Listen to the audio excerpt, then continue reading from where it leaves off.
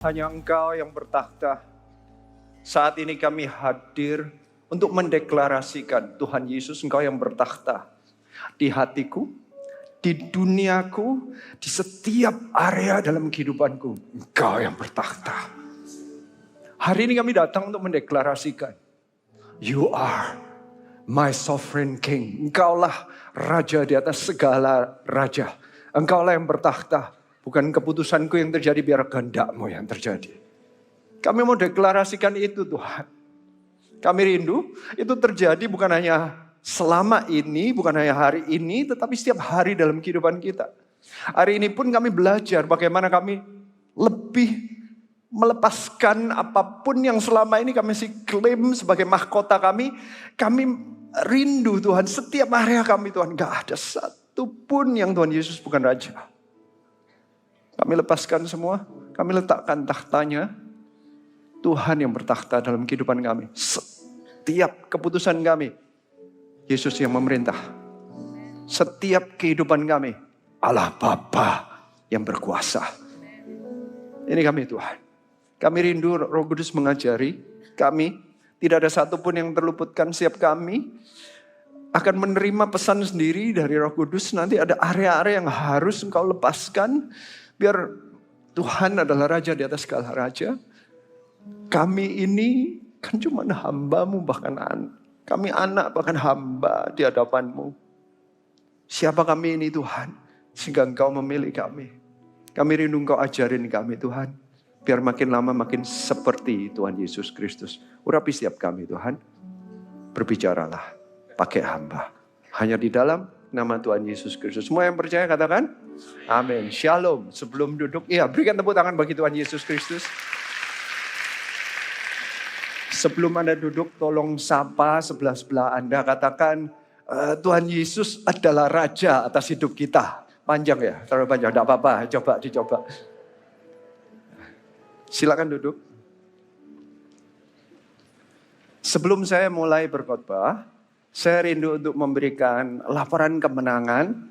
Ini adalah mission trip kami yang terakhir ke Eropa. Kita dapat kesempatan untuk menjadi regional pastor di Eropa dan apapun yang terjadi, tolong dinikmati bahwa benar-benar apapun yang terjadi ini cuma urapan Tuhan dan tanda-tanda dan mujizat dari Tuhan. So, tolong dinikmati laporan kemenangan dari Eropa. Silakan.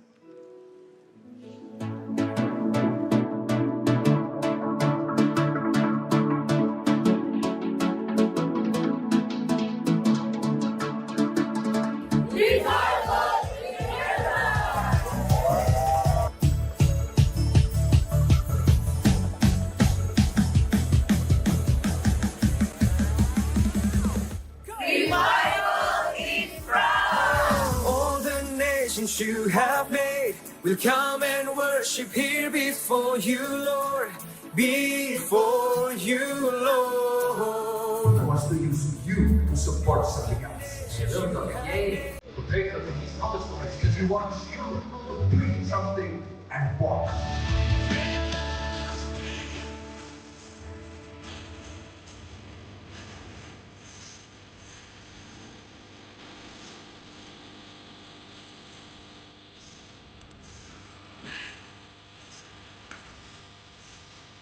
We have more hope.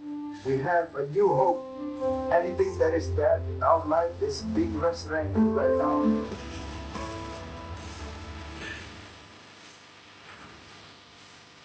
Increase your capacity as long as you say.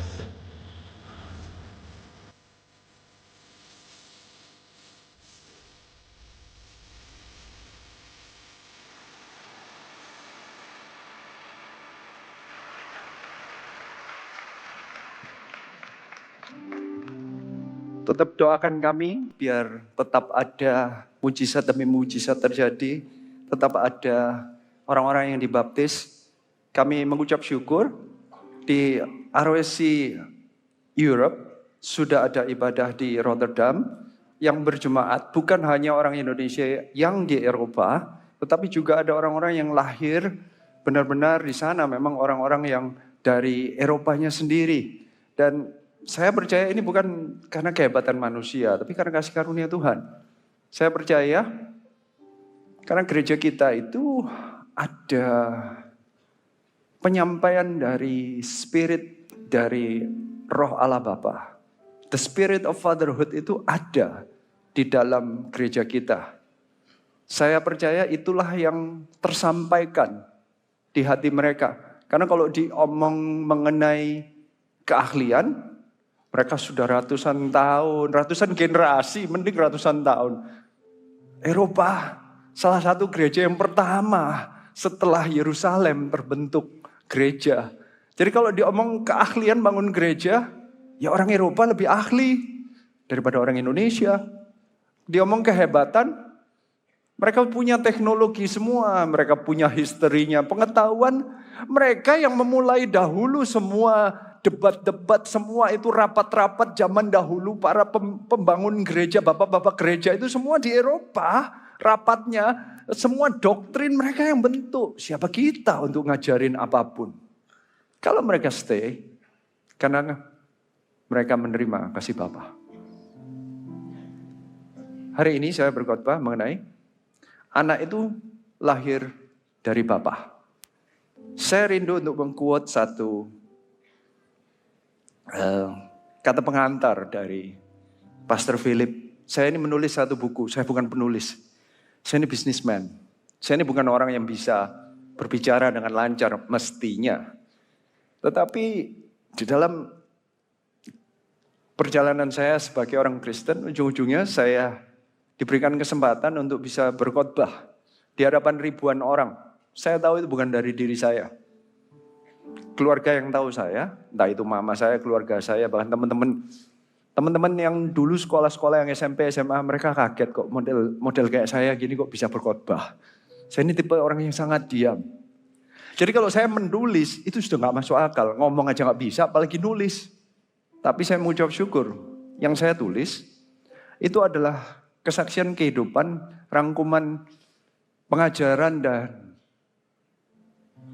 apapun yang saya terima dari Tuhan melalui gereja ini.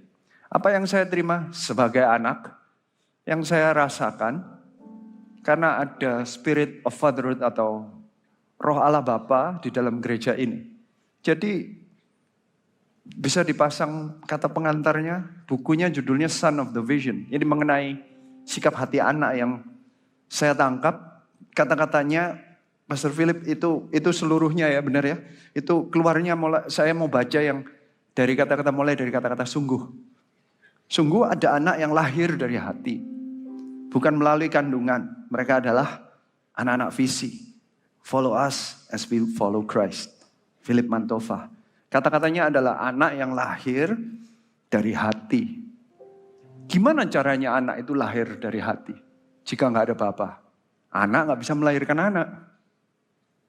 Kalau cuman artinya orang-orang yang biasa-biasa aja tidak akan menginspirasi untuk memunculkan anak. Saya mengucap syukur saya ada di gereja ini.